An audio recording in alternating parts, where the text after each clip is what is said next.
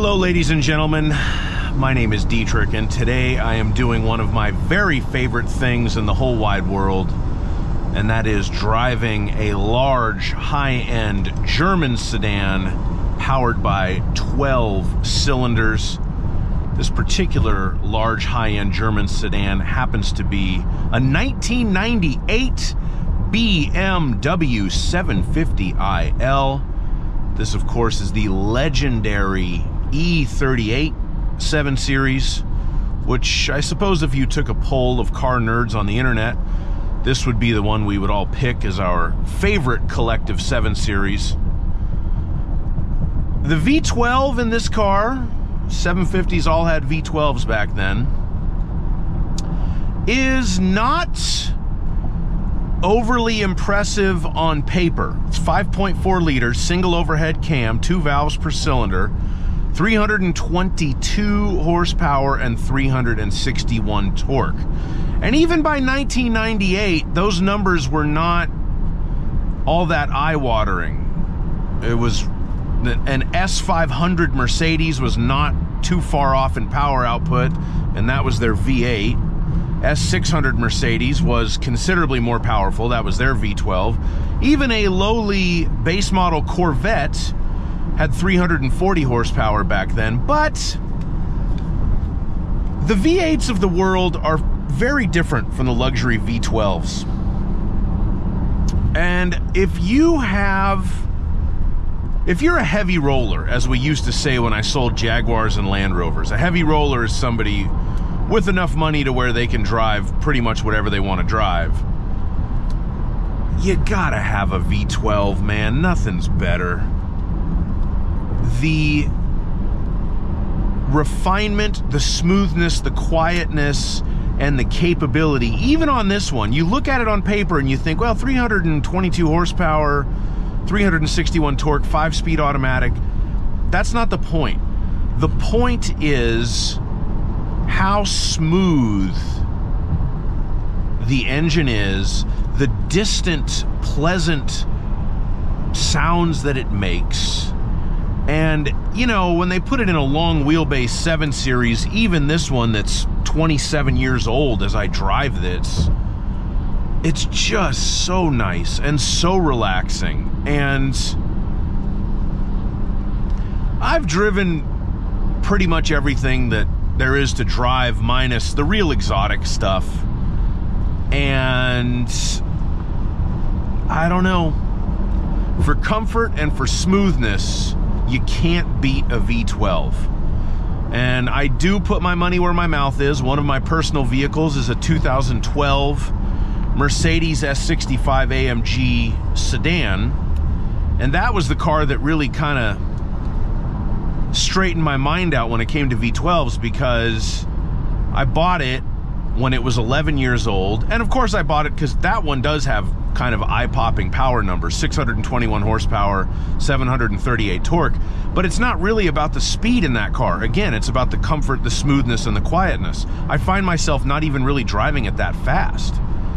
And same thing with this car. This car will go very quickly, and it picks up speed much faster than its 322 horsepower would indicate that it might. But that's really not the point. The point of a V12 is comfort. If you want to feel like you're going fast, get a V8. Because the difference in feeling between an S65 AMG and an S63 with a V8 is incredible. You know, it's only 2 little numbers away, but boy, oh boy, the 63 definitely sounds and feels faster because you hear the motor more, you feel the motor more, and it feels like you're going faster in that car than you do in the 65, even though you're not necessarily going faster.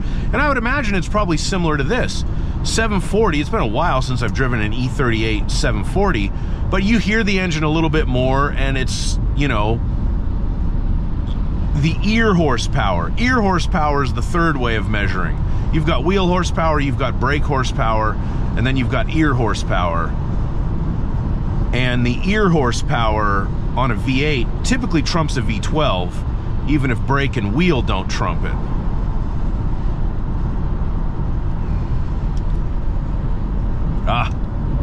so funny. This thing's so old, it doesn't even have 3 blinks when you hit the blinker to switch lanes.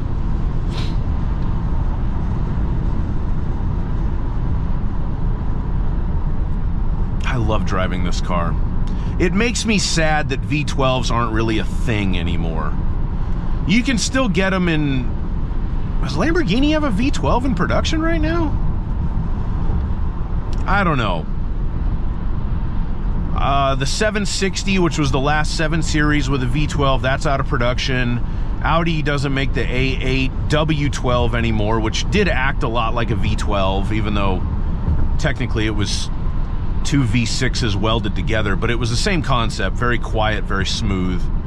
The only way to get a V12 in a Mercedes-Benz right now is if you get the Maybach S680, which actually has a version of the same M275 V12 that's in my S65, but they detuned it because they put their 9-speed automatic and the all-wheel drive system behind it. So they had to cut out some horsepowers and some torques.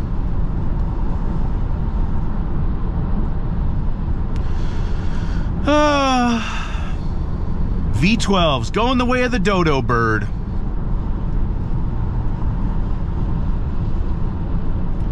And I understand why.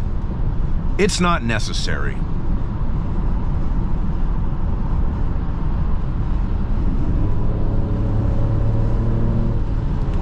It's amazing, but it's not necessary. And, you know, global warming is a real thing. Science is a fact. So, burning less fossil fuels is going to be something that we need to do to maintain this place for, well, I don't have any kids I'm aware of, but maybe your kids or your grandkids.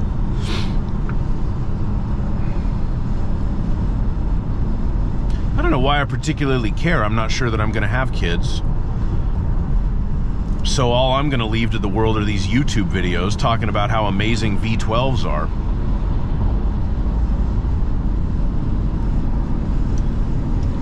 And I'm going to give you a little demonstration here. Just a little demonstration. And this car does have a tragic wind leak somewhere, maybe in the moonroof.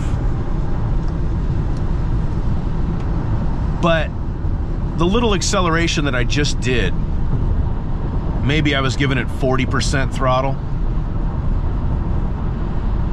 And that's all it takes. I was driving this car last night on the freeway just for fun. And some guys went by. It was a little bit of a road race in progress. And if I remember correctly, it was a pretty sad procession. It was like a 10-year-old Audi A5, a Nissan Altima of some description, and then a Cadillac Escalade hot on their tail. And it was just like, you idiots. And, you know, I'm driving this car, and if I felt so inclined, I'm catching right up to them and blowing their doors off. But you just don't. It's just like, you know what? Let them go. They're knuckleheads, and I'm enjoying myself at 68 miles an hour. I don't need to go 90. It's a different mindset when you drive a car that has this much performance, but is also slightly fragile, because you don't want to break a 1998 BMW or a 2012 S65 AMG, or any car really, but you especially don't want to break one of these. You just learn to enjoy it. And that's the way that, you know, it's like a fine wine, I guess, even though I don't drink. You just sip it and enjoy it. And show it mechanical sympathy. And it will go if you push it. But you don't need to.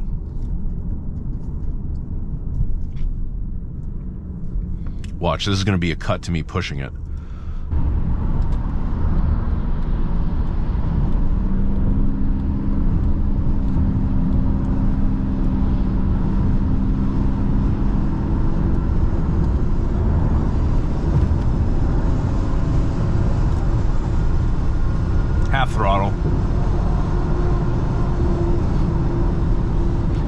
and you can barely hear the engine. And it's so smooth, and it's so comfortable.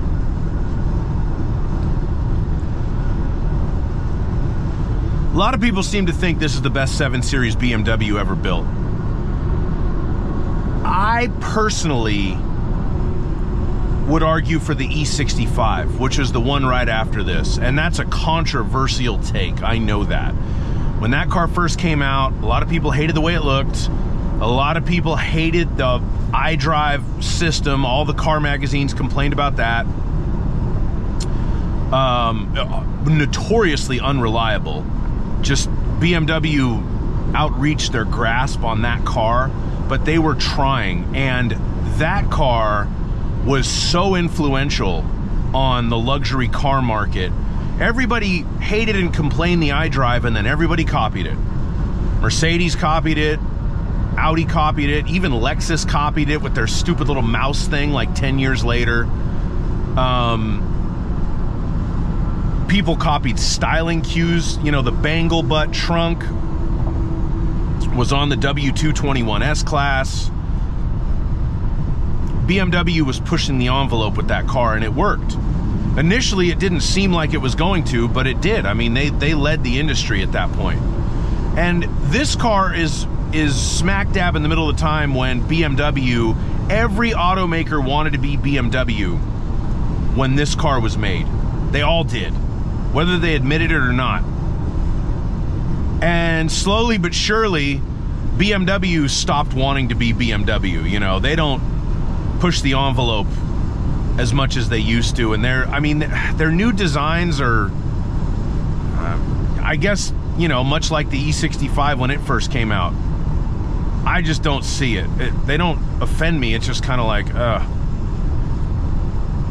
buddy of mine sent me some pictures of a new M5 Touring, brand new, just came out, and the headlights look like they should be on a Service Loaner 3 Series. It's just horrible. But sitting where I'm sitting here, I wouldn't really argue with anybody saying that the E38 was the best they ever did. I think stylistically, the purest designs they ever did were the E38, the E39, and the E46. They're the purest designs. I don't know if they're the best, but they're the purest. The looks of the E90s have really grown on me throughout the years. I love E90s, but they're again notoriously unreliable, especially the ones I would want, which should have 2 turbos. Well, let's give it half throttle one more time, and you see, it doesn't downshift, it doesn't do anything, it just goes.